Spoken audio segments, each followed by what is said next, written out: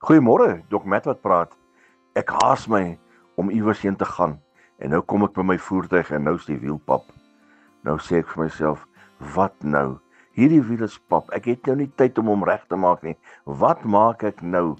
Moet ek hom nou net 'n pomp kry om te laat pomp? Moet ek nou die hele ding afhaal? Dis baie moeite, maar pap is hy verseker. Terwyl ek nou vir hierdie wiel staan en kyk, toe sê ek voel soos hierdie wiel. Ek is pap. Ek is moeg. Ek is klaar. Maar dit is in totaliteit menslik. Daar kom tye dat ons moeg is. Daar kom tye dat jy gedaan is, dat jy voel, hey, ek voel nou net soos hierdie wiel. Ek is klaar. Maar nou lees ek in die woord van die Here, hy wie op die Here wag, kry nuwe krag.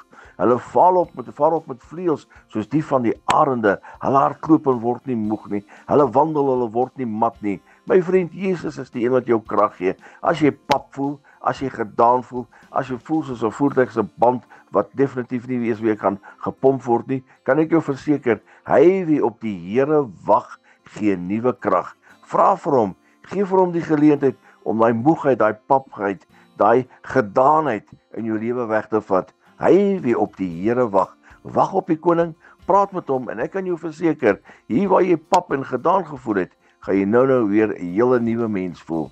Herlewingsgroete.